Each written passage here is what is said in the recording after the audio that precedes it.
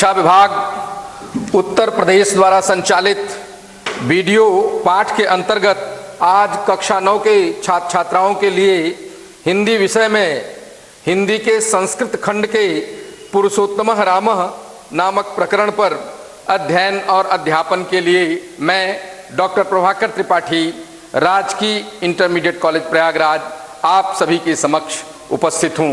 आइए आज का जो प्रकरण है, इस प्रकरण को लेकर हम लोग आगे बढ़ते हैं और देखते हैं कि इसमें संस्कृत शब्द का जो प्रयोग हुआ तो संस्कृत का क्या महत्व है।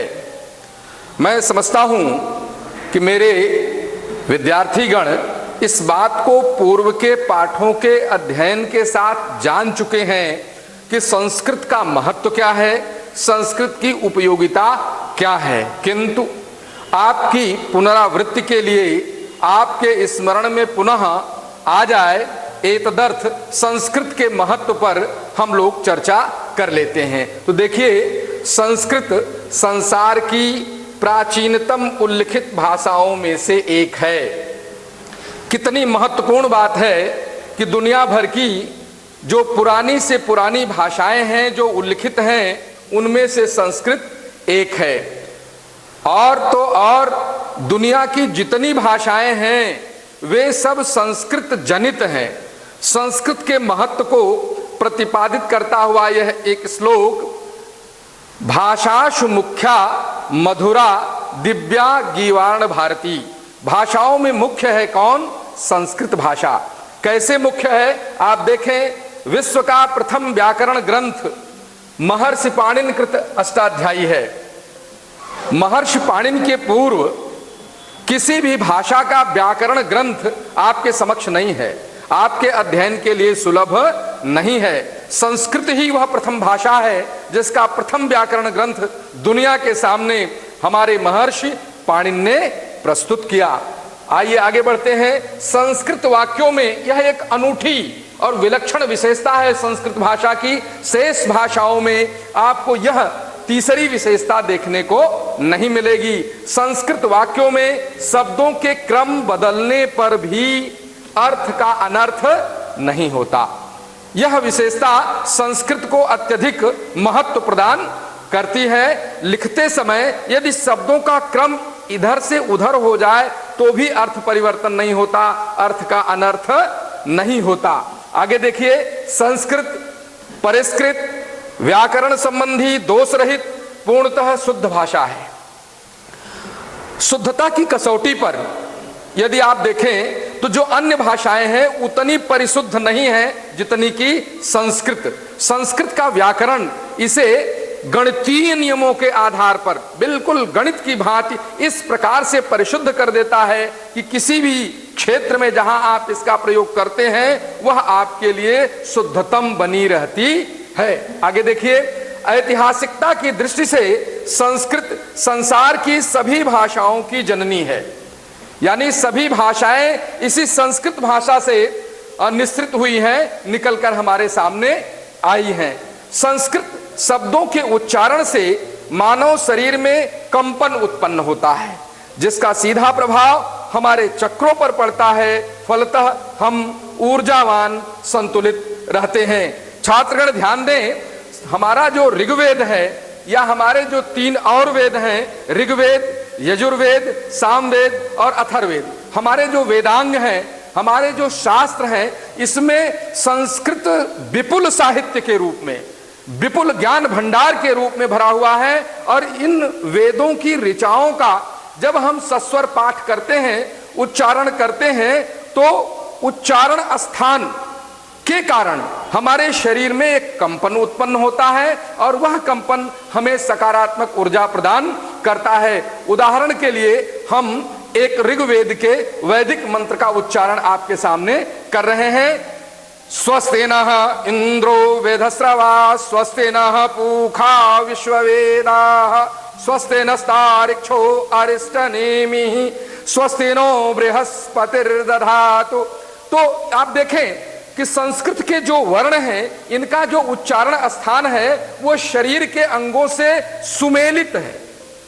हमारे ऋषियों ने गहन अध्ययन करके वर्णों का उच्चारण स्थान प्राप्त किया, खोज करके, अनुसंधान करके उन्होंने बताया कि कौन सा वर्ण कहां से उच्चारित होता है। यह भाषा की शुद्धता के लिए भी बहुत आवश्यक है। और संस्कृत भाषा जो संस्कारित भाषा है, जो संपूर्ण जगत को संस्कार प्रदान करने में सक्षम है और प्राचीन काल से हमें सभ्य संस्कारवान बनाती चली आ रही है, उस संस्कृत भाषा की ये विशेषता है।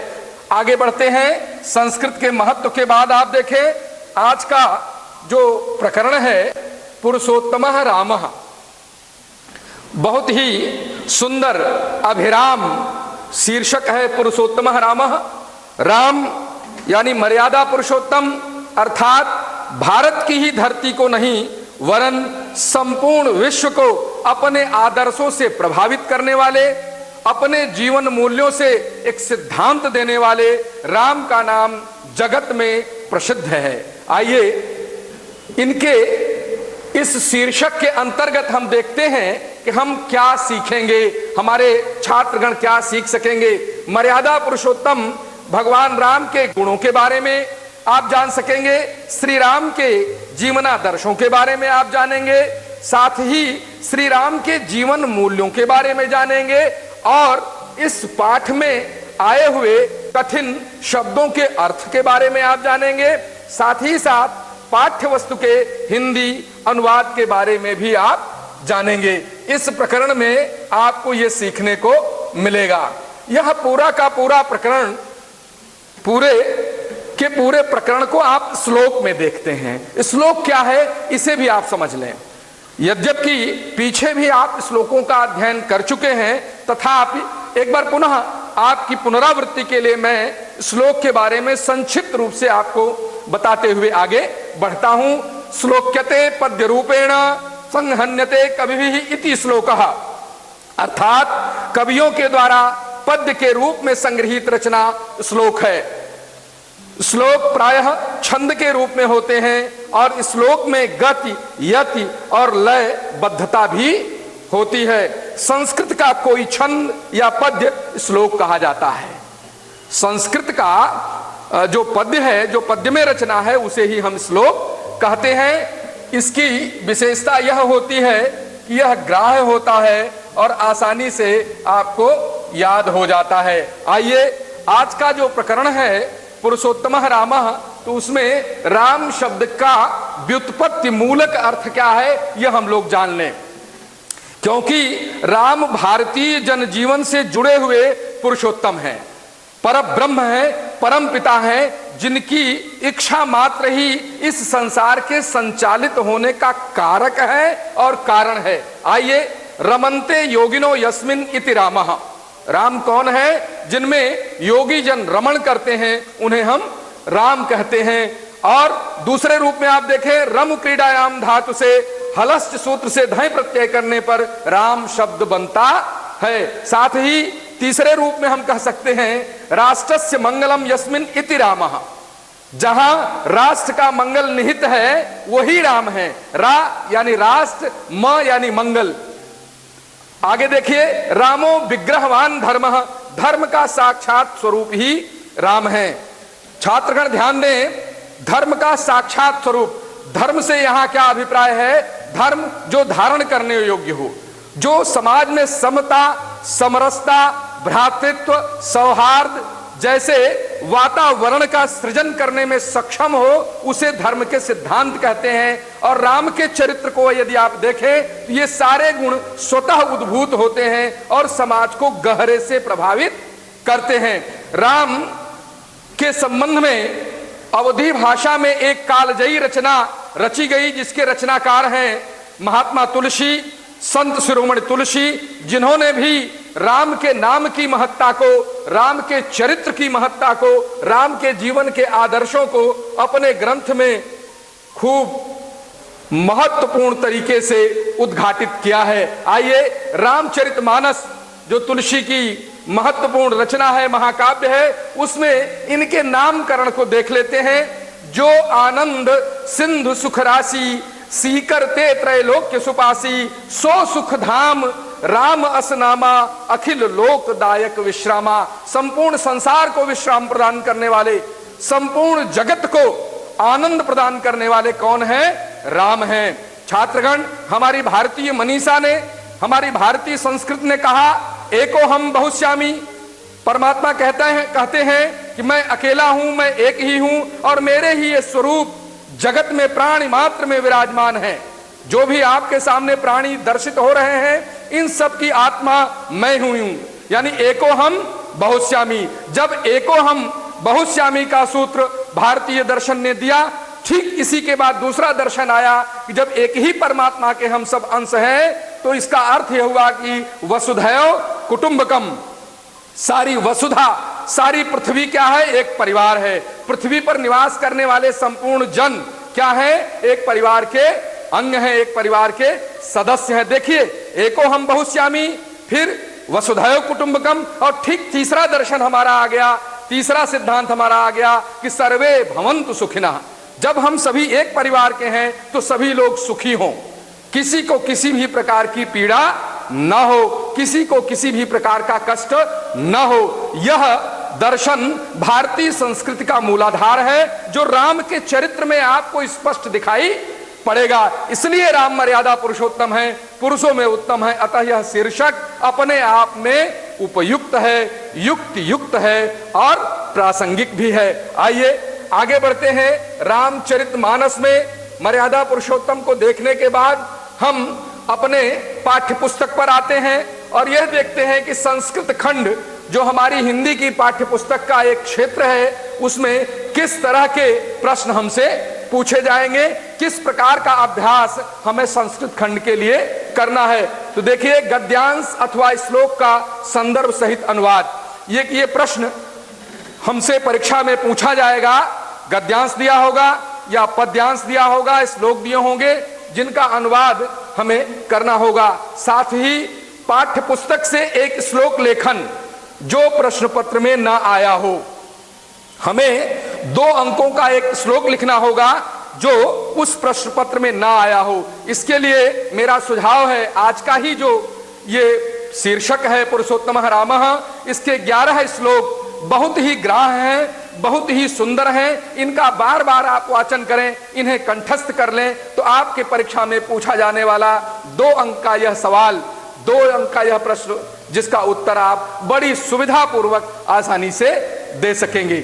आगे देखिए, संस्कृत के निर्धारित पाठों पर आधारित 2 अति लघु प्रश्नों का उत्तर संस्कृत में देना होगा। इसके लिए आपको जिस भी पाठ का आप अध्ययन करें, एकाग्र चित्त होकर, दत्त चित्त होकर उसे समझ लें, फिर आप आसानी से अति लघु प्रश्नों का उत्तर देने में समर्थ और सक्षम हो सकेंगे। संस्कृत व्याकरण, जिसके अंतर्गत संधि है, संधि में स्वर संधियां जिनमें दीर्घ और गुण 2 संधियां आपके पाठ्यक्रम में है, और इन संधियों के संदर्भ में परिभाषा, उदाहरण और इनकी पहचान से संबंधित आपको अभ्यास करना है। शब्द रूप में राम, हरि, भानु और अस्मद, इन शब्दों का शब्द रूप आप कंठस्थ कर लेंगे। साथ ही धातु रूप में आप गम, भू, क्री, ये 5 लकार यानी लट, लोट, विधिलिंग, लंग तथा लिट लकार, इन 5 लकारों में इन गम, भू और क्री धातुओं को आप कंठस्थ कर लेंगे। साथ ही हिंदी के 2 सरल वाक्यों का संस्कृत में अनुवाद भी आपकी परीक्षा में आपसे पूछा जाएगा। इस प्रकार संस्कृत खंड के प्रश्नों को आप समझ चुके होंगे। आइए हम चलते हैं आज के शीर्षक पुरुषोत्तमः रामः की ओर। पुरुषोत्तमः रामः का पहला श्लोक बहुत ही सुंदर श्लोक। इक्ष्वाकु वंश प्रभो रामो नाम जनय श्रुतः नियतात्मा महावीर्यो द्युतिमान धृतिमान वशी।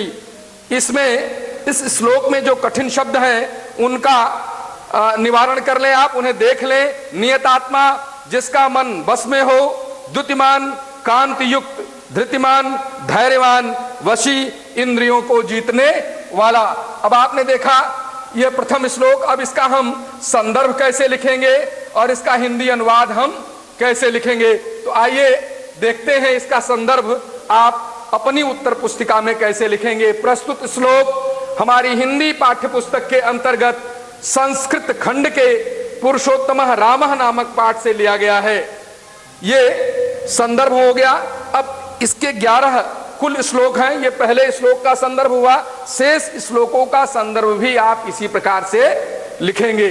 आइए देखिए हिंदी अनुवाद। इक्ष्वाकु वंश में उत्पन्न होने वाले, इक्ष्वाकु वंश प्रभव, इक्ष्वाकु वंश में उत्पन्न होने वाले, अपनी आत्मा को बस में रखने वाले, महान पराक्रमी यानी बलशाली, कांतिमान, धैर्यवान एवं जितेंद्रिय राम का नाम लोगों द्वारा सुना गया है या सुना जाता है।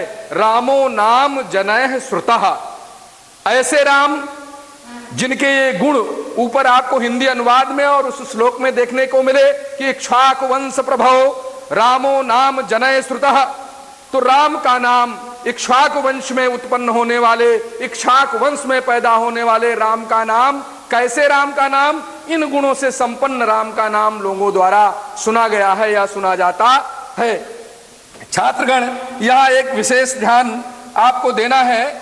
इस पूरे प्रकरण में कुल 11 श्लोक मैंने बताए। प्रथम श्लोक का अनुवाद आपने देखा।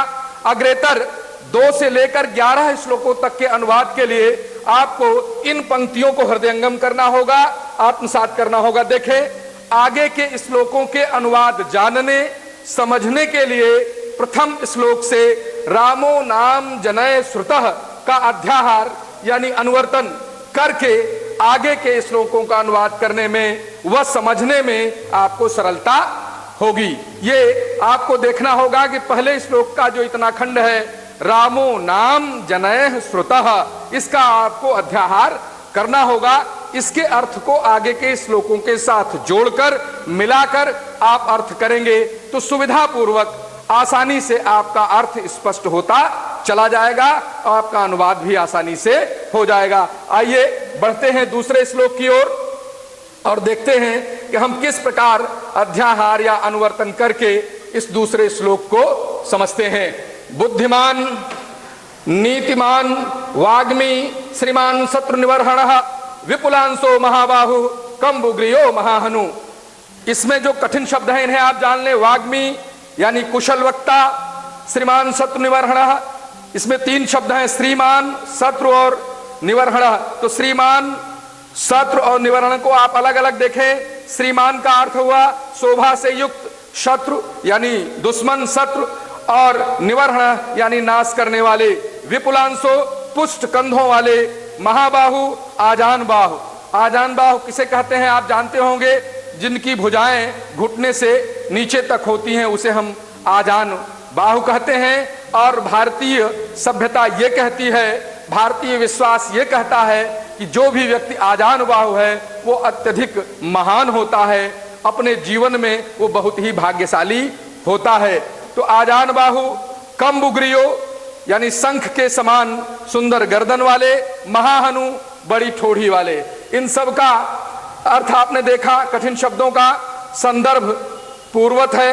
हिंदी अनुवाद आप देखें, बुद्धिमान, नीतिज्ञ, बोलने में कुशल, शोभा संपन्न, शत्रुओं का नाश करने वाले, पुष्ट कंधों वाले, विशाल भुजाओं वाले, शंख के समान गर्दन वाले, बड़ी ठोड़ी वाले राम का नाम लोगों द्वारा सुना गया है या सुना जाता है। अब आप यहां देखें, राम का नाम लोगों द्वारा सुना गया है या सुना जाता है, यह प्रथम श्लोक से हमने अध्याहार कर लिया, अनुवर्तन कर लिया और आसानी से आपके इस श्लोक का अनुवाद पूर्ण हो गया। तो आप इस प्रकार से अगले जितने भी इस प्रकरण के श्लोक हैं सब में रामो नाम जनैः श्रुतः का अध्याहार करते हुए, अनुवर्तन करते हुए, इसके अर्थ को उस श्लोक के अर्थ के साथ जोड़ते हुए अपना अनुवाद पूर्ण करेंगे। आइए आगे बढ़ते हैं और तीसरे श्लोक की ओर चलते हैं। देखिए कितने सुंदर सुंदर ये श्लोक हैं कि इनका वाचन करने से, इनका उच्चारण करने से ही शरीर में प्रसन्नता की अनुभूति होने लगती है। महोरस्को महेश्वासो गूढ़ जत्रुरिंदिमः आजानुबाहु सुशिरा सुललाटः सुविक्रमः। छात्रगण, यहाँ एक आपको और एक तथ्य का ध्यान रखना है संस्कृत के शब्दों के उच्चारण में आप कभी कभी आवश्यकता अनुसार संधि विच्छेद करके भी उच्चारण कर सकते हैं, तो आपको उन शब्दों के उच्चारण में सहूलियत होगी। इसी श्लोक को देखें, महोरस्को महेश्वासो गूढ़ जत्र रिन्दिमः अरिंदिमः, अरि माने दुश्मन, आजान बाहु सुशिरा सुललाटः सुविक्रमः। अब इसमें जो कठिन शब्द हैं उन्हें आप देख लें। महोरस्को विशाल वक्षस्थल वाले, महान उर। देखिए इसमें यदि महोरस्को का हम विच्छेद करें तो महा में उर माने हृदय, यानी विशाल वक्षस्थल वाले, महेश्वासो विशाल धनुष वाले, गूढ़जत्र मांसपेशी में दबी हुई नसों वाले अर्थात हृष्ट पुष्ट। दीनहीन काया नहीं है हमारे मर्यादा पुरुषोत्तम राम की, बल्कि सुडौल सुंदर और व्यवस्थित उनका शरीर है, जो हम सब लोगों के लिए अनुकरणीय है।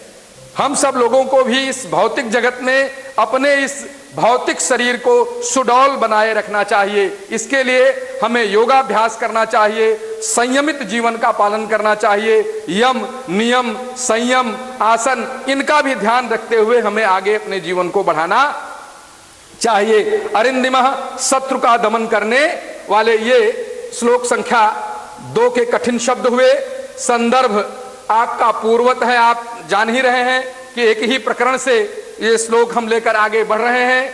इस श्लोक का हिंदी अनुवाद जब आप करेंगे तो विशाल वक्षस्थल वाले, बड़े धनुष वाले, मांसपेशी में दबी हुई नसों वाले अर्थात हृष्ट पुष्ट, शत्रुओं का दमन करने वाले, आजान बाहु सुंदर सिर वाले, सुंदर मस्तक वाले, महान पराक्रमी राम का नाम लोगों द्वारा सुना जाता है। ये आपके श्लोक संख्या 2 का हिंदी अनुवाद हुआ। आइए श्लोक संख्या 3 का हुआ।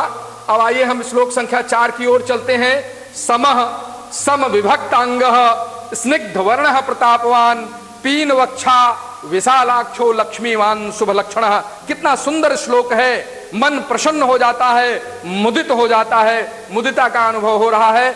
अब आप आइए इसके कठिन शब्दों को जरा देखें। सम विभक्तांगः समान रूप से विभाजित अंगों वाले, पीन वक्षा चौड़ी छाती वाले। संदर्भ पूर्वत है। और हिंदी अनुवाद की ओर जब हम बढ़ते हैं तो हम देखते हैं समान रूप से विभाजित अंगों वाले, यानी भगवान श्री राम का मर्यादा पुरुषोत्तम का जो शरीर है उसमें अंग प्रत्यंग समान रूप से विभाजित है, सुडौल है। ऐसा नहीं जैसे हमारी ये गर्दन है, कंधे से गर्दन को 3 फीट ऊपर लगा दिया जाए तो हमारा शरीर बेडौल हो जाएगा, शरीर का सौंदर्य, शरीर का सौष्ठव नष्ट हो जाएगा। किंतु हमारे मर्यादा पुरुषोत्तम श्री राम का जो शारीरिक सौष्ठव है वो अत्यंत ही ललित है, सुंदर है, अभिराम है।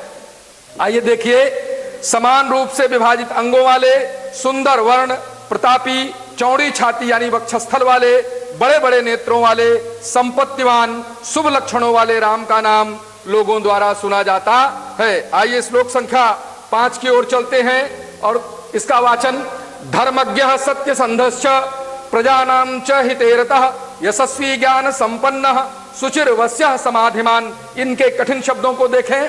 शुचि पवित्र, वस्य इंद्रियों को बस में रखने वाले, संदर्भ पूर्वत ही है। और हिंदी अनुवाद देखिए इस श्लोक का।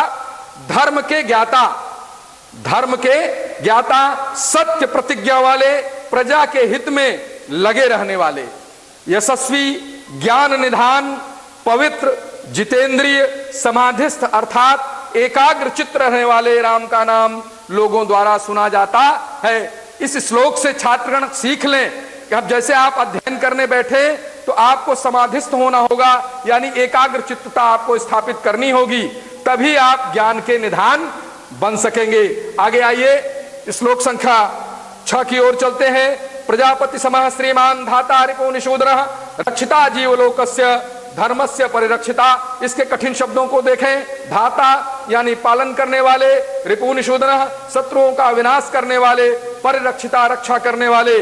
संदर्भ यथावत है। हिंदी अनुवाद। प्रजापति के समान सभी का पालन करने वाले, शत्रुओं का विनाश करने वाले, जीवलोक की रक्षा करने वाले, धर्म रक्षक राम का नाम लोगों द्वारा सुना जाता है। जीवलोक यानी संपूर्ण संसार के जो प्राणी मात्र हैं सबकी रक्षा आपके द्वारा की जाती है। रक्षिता स्वस्य धर्मस्य स्वजनस्य च रक्षिता वेद वेदांग तत्वज्ञो धनुर्वेदे च निश्चिता। ये 7वां श्लोक, इसे देखें। स्वस्य अपने, धनुर्वेदे धनुर्विद्या में, निश्चिता निपुण। संदर्भ यथावत है। हिंदी अनुवाद अपने धर्म के रक्षक, अपने परिजनों की रक्षा करने वाले, वेद और वेदांग के तत्व को जानने वाले, धनुर्विद्या में निपुण राम का नाम लोगों द्वारा सुना जाता है। वेद 4 हैं और वेदांग 6 हैं। शिक्षा, कल्प, ज्योतिष, निरुक्त, व्याकरण और छंद, इन्हें हम वेदांग कहते हैं। आइए अगले श्लोक की ओर चलते हैं। श्लोक संख्या 8, इसे आप देखें। सर्वशास्त्र तत्वज्ञ श्रुतवान प्रतिभानवान सर्वलोक प्रिय साधुर दीनात्मा विचक्षण। इसके कठिन शब्द अधीनात्मा यानी स्वतंत्र, विचक्षण यानी चतुर या विद्वान।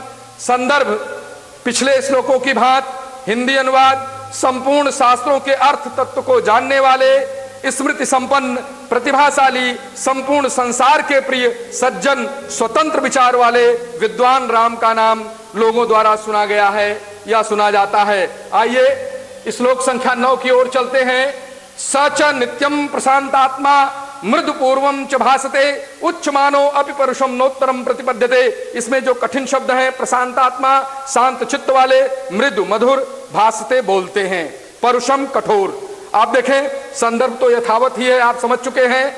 इसका हिंदी अनुवाद देखें। नित्य शांत मन वाले, मृदुभाषी यानी मधुर बोलने वाले और स्वाभिमानी होने पर भी कठोर उत्तर का प्रतिपादन न करने वाले, किसी से कठोर उत्तर प्रतिपादित नहीं करते, ऐसे राम का नाम लोगों द्वारा सुना गया है या सुना जाता है।